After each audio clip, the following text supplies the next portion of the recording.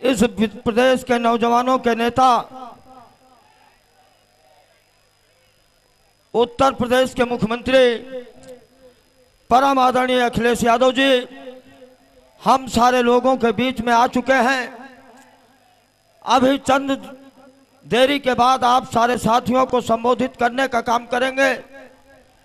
मैं अपनी तरफ से उन्नाव जनपद के समाजवादी पार्टी के सभी सम्मानित नेताओं की तरफ से, अपने सभी सम्मानित ब्लॉक प्रमुखों की तरफ से, जिला पंचायत सदस्यों की तरफ से और पूर्वा विधानसभा क्षेत्र के कोने कोने से आए हुए सभी सम्मानित बुजुर्गों, नौजवानों, माताओं, बहनों की तरफ से पूर्वा की इस धरती पर मैं माननीय अखिलेश जी का बहुत बहुत स्वागत करता हूं।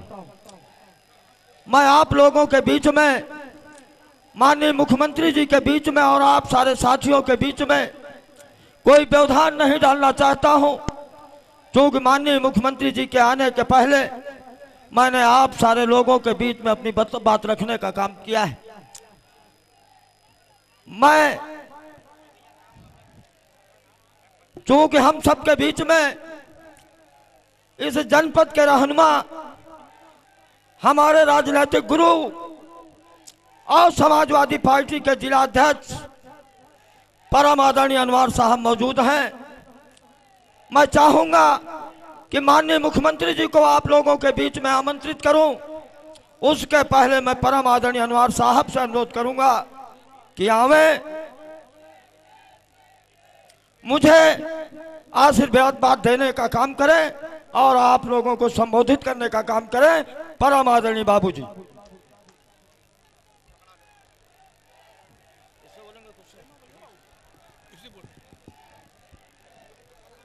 माननीय मुख्यमंत्री जी, पूर्वा की धरती पर मैं आपका स्वागत करता हूं।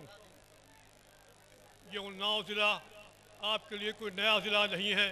यहाँ का बच्चा बच्चा आप पर फिदा होने को तैयार हर वक्त रहता है और हमेशा समाजवादी पार्टी के साथ रहा है। आज आप यहाँ तशरीफ़ लाए हैं। मैं उन्नाव समाजवादी की पार्टी की तरफ से आपका स्वागत करता हूँ और उम्मीद करता हूँ कि आपको यहाँ आने का जो नतीजा है वो खुद मालूम हो जाएगा। और हमेशा यहाँ के लोगों ने समाजवादी पार्टी के साथ दिया है। उदयराज जी यहाँ के बहुत ही पर हमारे जाने समझे हुए विधायक हैं और 4 बार इसके पहले विधायक रहे हैं। मुझे उम्मीद है कि इस बार उदयराज जी सब पुराने रिकॉर्ड तोड़ देंगे और विजयी होंगे। मैं ज़्यादा वक्त लेना नहीं चाहता। मैं अब मुख्यमंत्री जी से दरख्वास्त करूँगा कि वो तशरीफ़ लाए और आपको संबोधित करें।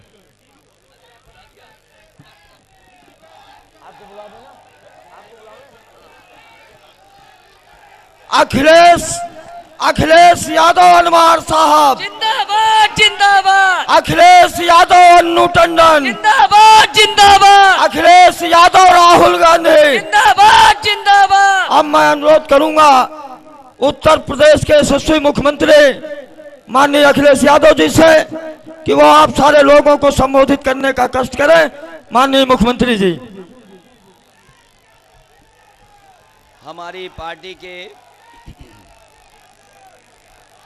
हमारी समाजवादी पार्टी के जिलाध्यक्ष आदरणीय अनवर अहमद साहब, मंच पर उपस्थित पूर्व में रही सांसद कांग्रेस पार्टी की नेता अनु टंडन जी, हमारी सरकार में मंत्री सुधीर रावत जी,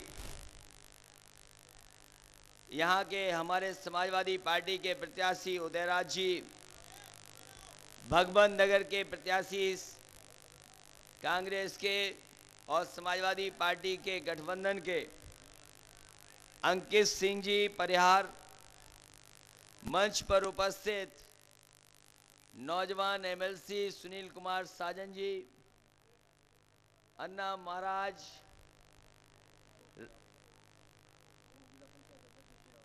पूर्व जिला पंचायत अध्यक्ष ज्योति रावत जी, राजेश यादव, सीके त्रिपाठी जी से लेकर के समाजवादी पार्टी के बड़ी संख्या में हमारे सभी नेता और जो सामने दिखाई दे रहे हैं बड़ी संख्या में समर्पित समाजवादी पार्टी के सभी संगठन के पदाधिकारी कार्यकर्ता इस चुनावी जनसभा में आए हुए, बड़ी संख्या में किसान, मजदूर, माताएं, बहनें, नौजवान साथी और पत्रकार बंधुओं, मैं सबसे पहले पूर्वा की जनता का बहुत बहुत धन्यवाद और आभार प्रकट करूंगा कि जहां हमें दिखाई दे रहा है दाईं तरफ, बाएं और दूर हेलीकॉप्टर के पास भी बड़ी संख्या में लोग हमें दिखाई दे रहे हैं। और मैं ये कह सकता हूं कि इस मैदान में कई बार आए हैं और ये विधायक उदयराज जी के लिए लगता मैदान भी बहुत शुभ है। यहीं हेलीकॉप्टर उतरता है, यहीं सभा होती है और मुझे पूरा भरोसा है आप सब पर कि जिस जोश और उत्साह के साथ आप आए हैं, जब मतदान पड़ेगा तो समाजवादी पार्टी के प्रत्याशी ऐतिहासिक वोटों से जीत करके जाएंगे। ये उन्नाव जिला और मैं कह सकता हूं पूर्वा विधानसभा, ये वही है जो समाजवादियों की हमेशा सरकार बनवाती है। इसलिए आपसे हम विशेष आपसे निवेदन करना चाहते हैं कि इस बार फिर एक बार सरकार समाजवादियों की बनवा दीजिए और बहुमत की सरकार बनाइए। मैं जहां सभा में बुजुर्ग हैं, किसान हैं, नौजवान हैं, माताएं, बहनें हैं, वहीं मैंने देखा है कि बच्चे भी आए हैं। हालांकि वो उम्र नहीं है उनकी वोट देने की, लेकिन मैं देख रहा हूं कि बड़ी संख्या में बच्चे आए हैं। इसका मतलब समाजवादी पार्टी के पक्ष में हर आदमी दिखाई दे रहा है। और कम से कम हम समाजवादी लोग ये कह सकते हैं कि जनता के बीच में समाजवादियों ने काम किया है। सोचो, ये बीजेपी वाले जिन्होंने अच्छे दिन का वादा किया, अच्छे दिन के नाम पर वोट ले लिया और कहा कि हम सबका साथ चाहते हैं, सबका विकास भी करेंगे। अब तो बजट दिल्ली में पास हो गया, अभी पास हुआ है, 2 दिन पहले सदन में रख दिया बजट। मैं पूछना चाहता हूं कि कोई किसान, गरीब, मजदूर और नौजवान बता दे कि उसको बजट में क्या मिला है केंद्र सरकार के। बजट में कोई इंतजाम नहीं। और जिन्होंने कहा कि हम अच्छे दिन दिखाएंगे, हमें लगता है कि यहाँ के लोग भी बहुत लाइन में लगे होंगे पैसे को लेकर के, 500-1000 रुपया लेकर के लाइन में लगना पड़ा। जितनी ब्रांच चीज रही होंगी, बैंकें रही होंगी, सब में लाइन में लग गए। और मैं पूछना चाहता हूं, बताओ किसी के पास अब पुराना 500-1000 रुपया है कि नहीं है? बताओ, कोई किसी पे नहीं बचा। अब तो सब जमा करा लिया, पैसा पूरा अकाउंट में पहुंच गया। और जो वादा किया था कि 15 लाख रुपया पहुंचा देंगे, हम कहते हैं कि 15 लाख नहीं, कम से कम 15,000 ही हमारे अकाउंटों में पहुंचवा दो आप। पूरा पैसा जमा है। और जो बात कही गई थी कि हिसाब किताब आएगा तो काला धन भी पता लग जाएगा, कम से कम अब तो बताना चाहिए कि काला धन कितना है, काला धन कितना जमा हुआ है। जो अर्थशास्त्री हैं, जो जानते होंगे, जो जानकार लोग हैं, ये व्यवस्था, अर्थव्यवस्था को धोखा दिया और पूरा पैसा जमा करा लिया, जिसपे सरकार को कुछ मिलता भी टैक्स, लेकिन जल्दीबाजी में, काले धन के चक्कर में, भ्रष्टाचार का नारा दे करके पूरा पैसा जमा हो गया। अब कोई हिसाब किताब नहीं दे रहे। मैं समझता हूं किसी पे नहीं बचा होगा 500-1000 पुराना। और जो नया नोट छापा भी, अरे हम समाजवादियों से पूछ लेते, 2000 रुपया का जब छापा आपने कम से कम हम लोगों से पूछ लेते, नोट तो अच्छा छपवा देते आपका। कैसा छपा 2000 का नोट, उसके बारे में क्या चर्चा करें। लोगों की जान चली गई, जो लाइन में लगे थे लोग, उनकी कईयों की जान चली गई। कभी पैसे को लेने के लिए बैंकों में कभी जान नहीं गई होगी किसी की, लेकिन अपना ईमानदारी से कमाया हुआ पैसा, अपनी मेहनत का पैसा, अपना छोटा मोटा कारोबार करके जो कमाया पैसा, उसकी वजह से लोगों को लाइन में लगने का जान भी चली गई। मरने वालों की केंद्र सरकार ने कोई मदद नहीं की। अगर किसी ने मदद की तो समाजवादी लोगों ने उनके परिवार को 2-2 लाख रुपए देने का काम किया। आपने खबर भी पढ़ी होगी कि लाइन में लगे लगे आपने ये भी सुना होगा कि लाइन में लगे लगे एक बच्चे ने जन्म ले लिया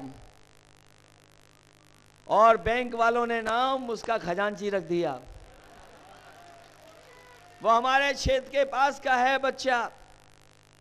मैंने बुलवाया कि ये कौन परिवार है जिसके बैंक के लोगों ने खजांची नाम रख दिया, और जब पता लगा, जानकारी हुई, तो उस परिवार का सबसे गरीब, मोहल्ले का सबसे गरीब वो परिवार था। मैंने उसकी भी 2 लाख रुपए से मदद कर दी, कम से कम छोटा मोटा खजांची बना दिया। बताओ, जनता का भरोसा तोड़ा इन्होंने, भारतीय जनता पार्टी के लोगों ने। भारतीय जनता पार्टी के लोगों ने भरोसा तोड़ दिया लोगों का। और हम तो तमाम काम बता सकते हैं जो हुए हैं, जिस पे भरोसा है जनता को। 108, 102 वो एम्बुलेंस सर्विस, कम से कम गरीब किसान अगर गांव में है, तकलीफ में है, परेशानी में है, अगर वो फोन करता है तो उसके गांव घर एम्बुलेंस पहुंच जाती है। इंतजाम समाजवादियों ने किया है, और आने वाले समय में व्यवस्था और अच्छी करनी है। जहां एम्बुलेंस पे भरोसा है, वहीं मैं समझता हूं आपके सीएचसी जिला अस्पताल भी बेहतर करने हैं, क्योंकि एक बार एम्बुलेंस से अस्पताल पहुंच जाए तो कम से कम गरीब का फ्री इलाज हो जाए, कोई उसे पैसा ना देना पड़े। इसलिए एम्बुलेंस पे भरोसा अगर है आपको, तो आने वाले समय में सीएचसी और आपके जिला अस्पताल को बेहतर करना है। हालांकि विधायक जी ने पूर्वा विधानसभा में बहुत काम किया। 100 बेड का भी अस्पताल बन रहा है, सड़क भी बनी, पुल भी बनी, बिजली का इंतजाम भी हुआ, सब स्टेशन भी बने हैं, और जो सुविधा दे सकते हैं लेने का काम भी किया है। तुम्हें नहीं पता कुछ उसके बारे में? रुक जाओ भाई, अभी रुक जाओ। जो 100 बेड का अस्पताल है और इतनी तेजी से बनाने का काम कर रहे हैं कि इतनी जल्दी कभी 100 बेड का अस्पताल नहीं बना होगा पूरे प्रदेश में। मैं कह सकता हूं सबसे जल्दी अगर 100 बेड का अस्पताल कहीं बनेगा तो वो पूर्वा विधानसभा का बनकर के तैयार होगा, और वो अच्छा है। अभी तक तो काफी कुछ बन गया होगा, अलग तरह से कर रहे हैं, उसका अलग तरह से बनाने का काम कर रहे हैं। तुम्हें नहीं पता कुछ, अभी बोलेंगे, जब सुन लोगे तो समझ में आ जाएगा। 100 बेड का अस्पताल और नए तरीके से बनवा रहे हैं उसको, क्योंकि कई बार बिल्डिंगें बनती हैं, सरकार की बनती रहती हैं। हमने व्यवस्था बदली सरकार में और कम समय में बनाने का काम शुरू किया, और ये उदाहरण बनेगा आपका पूर्वा।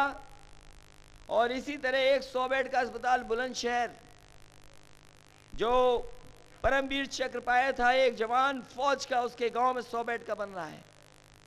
और मैं समझता हूं 5-5.5 महीने तब होंगे जब आपका अस्पताल बनकर के तैयार हो जाएगा 100 बेड का। 5-5.5 महीने से ज्यादा नहीं लगेगा, और उस अस्पताल को भी शुरू कराने का काम आपके चुनाव के दौरान ही शुरू हो जाएगा। वो अस्पताल भी बहुत जल्दी शुरू होगा। ये 100 नंबर पुलिस का आपके यहां भी कम से कम भरोसा आएगा, और इसको बेहतर बनाएंगे। पहले तो आपको फोन मिलाना पड़ता था, किसी को ढूंढना पड़ता था कि एफआईआर कैसे दर्ज हो, थाने में फोन उठा नहीं उठा, और मान लो आपने फोन मिलाया और एसओ साहब का दिमाग थोड़ा गर्म है, तो दूसरी तरफ से आपको क्या भाषा सुननी पड़ती थी। इसलिए 100 नंबर शुरू किया है। और मैं ये भरोसा दिला सकता हूं, दिन में रात में कभी भी फोन मिला लेना, 100 नंबर आपका उठेगा और अगर घटना होगी कहीं तो पुलिस पहुंचने का भी काम करेगी। ये इंतजाम किया है और इसको बेहतर इंतजाम करना है और बेहतर करना है इसको। मैंने एक बार कहा कि कोई मिला के देख ले, और अभी जानकारी मिली है 1 लाख से ज्यादा लोगों ने केवल इसी को चेक करने के लिए कि फोन उठता है कि नहीं उठता है, लोगों ने फोन मिलाया 1 लाख से ऊपर। और हम तो कहते सभा में कभी जब चाहो तब मिला लेना, आपका अपमान नहीं कर सकता है, कम से कम भाषा और व्यवहार अच्छा होगा अगर पुलिस के इंतजाम के लिए जो व्यवस्था की उसके तहत। आने वाले समय में हमारे गरीब गांव में रह रहे, अगर उनका जानवर बीमार हो जाएगा तो एम्बुलेंस जैसे 102 108 बनाई, उसी तरह उस एम्बुलेंस में डॉक्टर दवाई लेकर के जानवर का भी इलाज करने, गाय और भैंस का करने का इंतजाम कर रहे हैं हम लोग।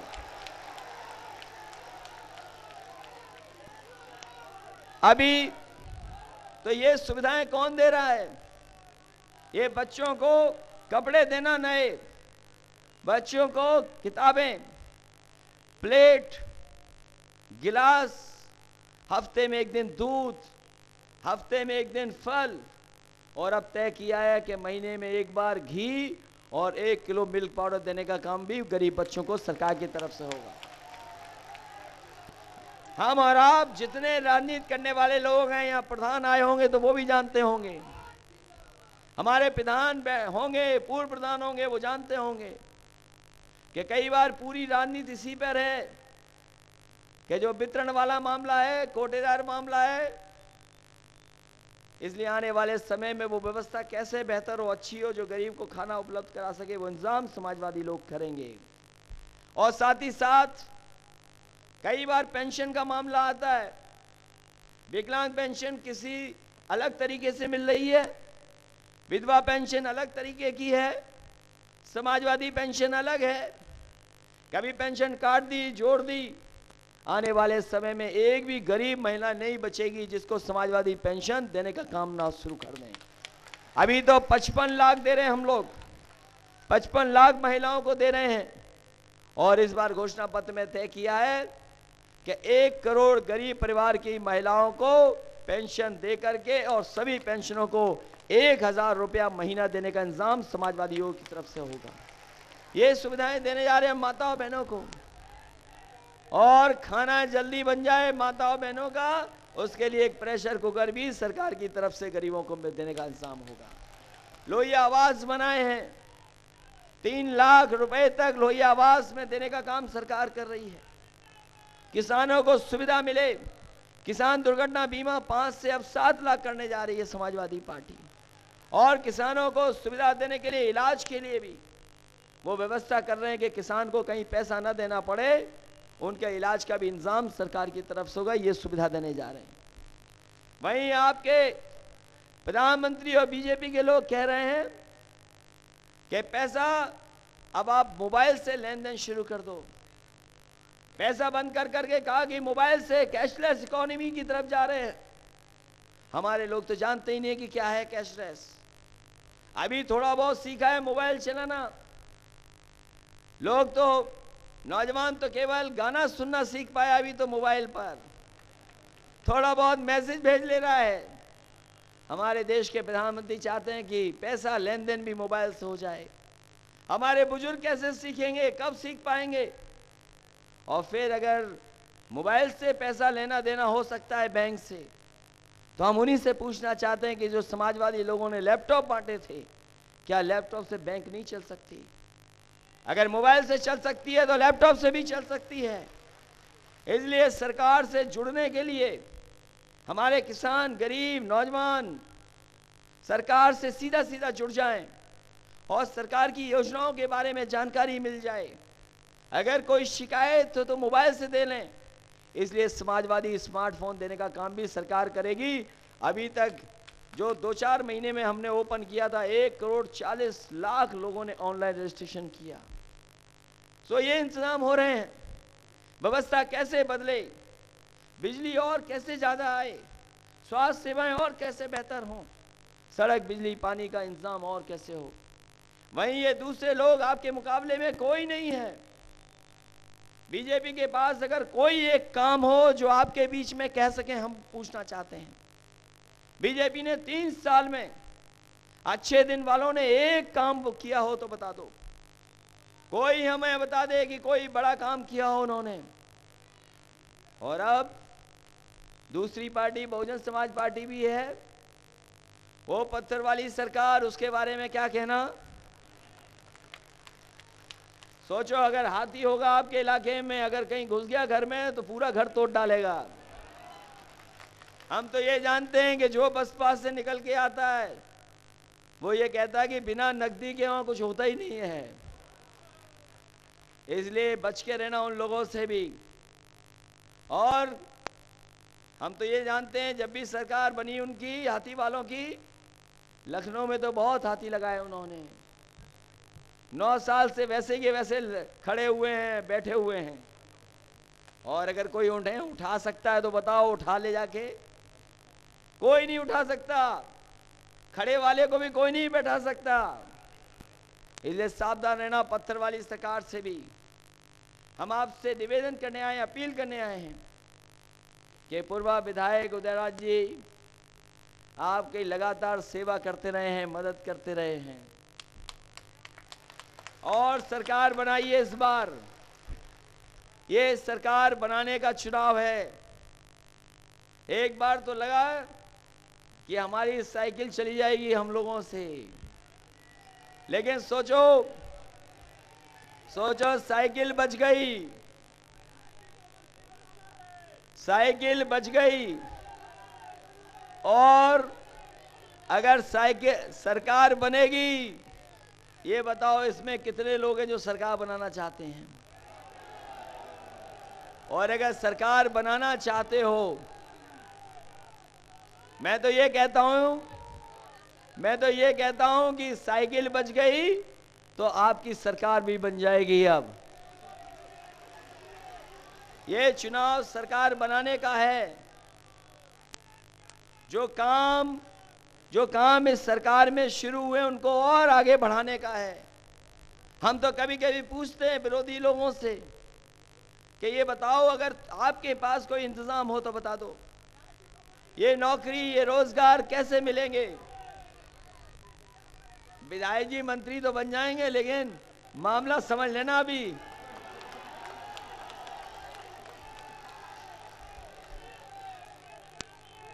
मामला समझ लेना। ये कई मामले हैं, कई ऐसी मामले हैं जो हम और विधायक जी समझते हैं। कई ऐसे मामले हैं आप नहीं समझोगे, क्योंकि राजनीति का रास्ता बड़ा टेढ़ा मेढ़ा होता है, ये समझ लेना, और बहुत ऊंचा नीचा होता है। कभी कभी पता ही नहीं लगता कि राजनीति का रास्ता किधर चला जाएगा। इसलिए मुझे खुशी है कि आज आपके विधायक चुनाव चिन्ह साइकिल पे लड़ रहे हैं। साइकिल चुनाव चिन्ह इनका, इनको जिताइए। और हम तो ये भी कहते हैं कि जो काम करेगा, मेहनत करेगा और पार्टी को आगे बढ़ाने में काम करेगा, उसका सम्मान देने का काम हमारा है। हम समाजवादी लोग मिलकर उसका सम्मान बढ़ाएंगे। ये पूर्व विधानसभा हमेशा समाजवादियों के साथ रही है, समाजवादियों के साथ रही है। और अब तो आपके 6 से 2-2 हो गए। एक ये भी, एक सुनील कुमार साजन भी बन चुके हैं एमएलसी। कौन बनाता। इसलिए अगर सम्मान की बात कर रहे हो तो सरकार बनाइए, सम्मान देने का भी काम करेंगे। मैं इस मौके पे ये कहना चाहता हूं कि हमारे कांग्रेस पार्टी के भी प्रत्याशी लड़ रहे हैं बगल से भगवान नगर से। और वो खाली इसलिए हो गई कि कई लोगों का एक विधानसभा में दिल ही नहीं लगता। कभी कभी कुछ लोग ऐसे भी राजनीति में हैं जिन्हें एक पार्टी में मजा ही नहीं आता। वो पार्टी और दल तुरंत बदल लेते हैं। एक विधानसभा के लोगों से दिल भरा, दूसरी विधानसभा में चले गए। वहां कांग्रेस पार्टी और समाजवादी पार्टी के समर्थन से चुनाव लड़ रहे हैं। इनकी भी मदद करना, इन्हें भी अच्छे वोटों से जिता देना। अच्छे वोटों से लोग हमसे पूछते हैं कि कांग्रेस पार्टी को इतनी सीटें क्यों दे दी आपने। मैंने कहा कि कांग्रेस पार्टी को इसलिए ज्यादा सीटें दे दी कि समाजवादी और कांग्रेस की दोस्ती मजबूत दिखाई दे, और जब तक दिल बड़ा नहीं होगा तब तक आपकी दोस्ती मजबूत नहीं हो सकती। कम से कम बड़े दिल से समाजवादियों ने कांग्रेस का साथ देने का काम किया है।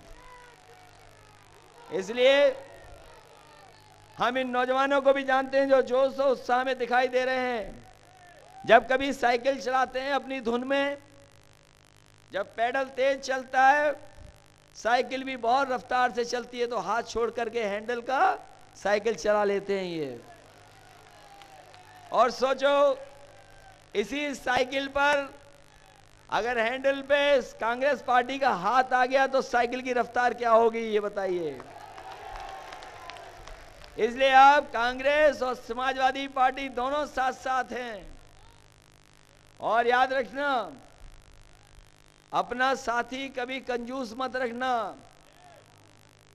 ये समझौता इसीलिए कि हम समाजवादी लोग कंजूस नहीं हैं, और आपकी सरकार बनेगी तो इस विधानसभा पे कंजूसी नहीं दिखाएंगे, कुछ मामला बड़ा भी होगा। इसलिए इस चुनाव को जिताना, आप भी और भी विधानसभाएं जिताना। उन्नाव के लोगों ने हमेशा समाजवादियों का सम्मान बढ़ाया है। कभी भी सरकार बनी है तो सबसे ज्यादा सीटें उन्नाव से जीते हैं। इसलिए उन्नाव के लोगों से विशेष हमारी अपील है कि हमारी मदद करना और उनसे बचना जिन्होंने काले धन के नाम पर, भ्रष्टाचार के नाम पर देश को गुमराह किया। याद रखना, पैसा काला सफेद नहीं होता। ये पैसा काला सफेद नहीं है। अगर कोई चीज काली सफेद है तो हमारा आपका लेन देन काला सफेद है। अगर किसी ने व्यापार किया और टैक्स नहीं दिया, वो पैसा काला हो गया। और किसी ने काले पैसे से ही व्यापार किया और टैक्स दे दिया, तो सोचो वो सफेद पैसा हो गया। इसलिए पैसा काला सफेद नहीं है, ये केवल हमारा आपका लेन देन काला सफेद है। इसलिए जब तक हम और आप नहीं चाहेंगे भ्रष्टाचार खत्म करना, तब तक न भ्रष्टाचार खत्म हो पाएगा, न काले धन वाली समस्या खत्म हो पाएगी। और अब तो जैसा मैंने पहले कहा, अब तो किसी पे 500,000 रुपया पुराना बचा ही नहीं, सब बैंक में जमा हो गया। कम से कम बीजेपी के लोगों को बताना चाहिए कि काला धन उनके अकाउंट में कितना है। हम तो सुनते हैं प्रधानमंत्री जी का भाषण और बीजेपी के लोगों का भाषण, पता नहीं कहां से किसी ने कह दिया। और कल बीजेपी के प्रधानमंत्री ने कहा कि इस प्रदेश को स्कैम से बचाना है। हमारे प्रदेश के साथी जानते होंगे, पत्रकार जानते होंगे, कल प्रधानमंत्री जी ने कहा कि हमें प्रदेश को स्कैम से बचाना है। और स्कैम का मतलब बताया कि एस समाजवादी पार्टी, सी कांग्रेस, ए अखिलेश और एम हमारी बुआ जी। बोला स्कैम से बचाना है। जैसे ही हमें पता लगा तो हमने भी कहा कि स्कैम से देश को बचाना है। और जब अंग्रेजी में बोला हमने कुछ, तो हमने कहा कि दो लोग हैं, एक का नाम ए से, एक का नाम, उन दोनों से देश को बचाना है। दोनों लोगों को देश से बचाना है। हमें देश से बचाना है। वो अगर स्कैम कह रहे हैं हम लोगों के नाम से, स्कैम से बचाना है, तो हम भी कहते हैं स्कैम से हमें भी बचाना है। हमें सेव करना है कंट्री फ्रॉम दी, कौन, एक ए नाम से अमित शाह है और दूसरे हैं मोदी साहब। इसलिए अगर उन्हें स्कैम से प्रदेश बचाना है, अरे प्रदेश ने तो काम किया है। हम तो तमाम योजनाएं बता सकते हैं जो किया है। अभी तो नौजवानों के लिए नौकरी और रोजगार का इंतजाम करना है, क्योंकि आने वाले समय में हमने तय किया है और करके भी दिखाया है कि जब पुलिस भर्ती हुई थी, पहले पुलिस भर्ती में लगते थे 2-2 परीक्षाएं लिखनी पड़ती थी। 2 परीक्षाओं के बाद आपको फिर जाकर के कहीं नौकरी मिलती थी। इस बार हमने तय किया है कि परीक्षा किसी नौजवान को नहीं लिखनी पड़ेगी। 10वां और 12वें की मार्कशीट लाओ और जो तेज दौड़ के दिखा देगा वो सीधा सीधा पुलिस में भर्ती हो जाएगा। अभी हमने 32,000 भर्ती किए हैं, 32,000 भर्ती किए हैं। इसी तरीके से आने वाले समय में हमें 1 लाख और इसी तरीके से भर्ती करनी है। ये जो सड़क बनी है, हालांकि इस कोने में वो सड़क नहीं बनी है, जिला उन्नाव में भी सड़क बनी है, सबसे चौड़ी वाली सड़क जो आपकी लखनऊ से लेकर के आगरा जोड़ने वाली है। हम तो कहते हैं इसी जिले से निकल के गई है, क्योंकि जिला आपका बड़ा है, उस कोने से निकली है। हम तमाम किसान भाइयों का उस धन्यवाद देंगे जिन्होंने हमें जमीन देकर के मदद करने का काम किया। उस सड़क भी बन गई। जब सड़क बनाने का काम शुरू हुआ था, हमने नेताजी से ही शिलान्यास करवाया था और उस समय नेताजी ने कहा कि ये जो सड़क बना रहे हो, ये सड़क कम से कम जल्दी बनाओ जिससे उद्घाटन करने का मौका मिल जाए चुनाव से पहले। और यकीन मानिए, पूरे देश में किसी सरकार ने इतने कम समय में इतनी चौड़ी सड़क नहीं बनाई होगी। समाजवादी पार्टी ने 23 महीने में वो सड़क बनवा के तैयार कर दी और शिलान्यास भी नेताजी से कराया और उद्घाटन भी नेताजी से करवाया। आपके तमाम नेता और कार्यकर्ता रहे हैं वहां पर जिस समय नेताजी से उद्घाटन करवाया था। इंडियन एयरफोर्स के सबसे लड़ाकू विमान उनको उतार करके उस सड़क पर, वो उन्नाव जिले में ही उतार करके उस सड़क का उद्घाटन करने का काम समाजवादी लोगों ने किया था। इतनी बड़ी सड़क और इसलिए बनाई है क्योंकि दुनिया में कहा जाता है जो ताकतवर देश हैं उसके बारे में कहा जाता है, जो दुनिया का सबसे ताकतवर देश है उसके बारे में कहा जाता है कि उस ताकतवर देश ने पहले सड़कें बनाई और सड़कों ने उस देश को बना दिया। इसलिए सड़क जो बनी है आपकी समाजवादी सरकार में, ये कोई 100 साल 200 साल के लिए नहीं है, न जाने कितनी पीढ़ियों के लिए वो सड़क हमेशा काम आएगी। ऐसी सड़क बनाने का काम किया है। उसके साथ शहर जुड़े हैं, गांव जुड़े हैं, उसके आसपास मंडी बनेगी जिससे हमारे किसानों को लाभ पहुंच सके। और जब तक लाभ किसानों को नहीं पहुंचेगा हमारी अर्थव्यवस्था नहीं आगे बढ़ेगी। कम से कम इस तरह के बड़े काम करके अपनी ग्रामीण अर्थव्यवस्था को बेहतर करने के लिए, और अर्थव्यवस्था बेहतर होगी तो नौजवानों को रोजगार और नौकरी मिलने का भी इंतजाम होगा। हमने ये भी कहा है कि अगली सरकार समाजवादियों की बनेगी। नौजवान साथियों में कहना चाहता हूं कि 10वां और 12वें के बाद ऐसी पढ़ाई का इंतजाम होगा या ट्रेनिंग का इंतजाम करेंगे, चाहे हमें उन्हें कौशल विकास से जोड़ना पड़े या और नौकरी के बारे में उन्हें ट्रेनिंग देनी पड़े, हम दे करके 10वां 12वें के बाद भी नौजवानों को रोजगार की तरफ ले जाने का काम करेंगे, नौकरी देने का काम करेंगे। क्योंकि बड़े पैमाने पे नौकरी और रोजगार चाहिए। जब तक इतने बड़े काम नहीं होंगे तो नहीं रोजगार का इंतजाम हो सकता है। अगर जीटी रोड लोग याद कर रहे हैं आज भी, इतने सालों बाद भी, तो आने वाले समय में इस सड़क को उसी तरीके से याद करेंगे कि हाँ, समाजवादियों ने ऐसी सड़क बनाई है। और ये सड़क केवल लखनऊ तक नहीं, आपके उत्तर प्रदेश के आखिरी हिस्से गाजीपुर और बलिया तक जोड़ने वाली है।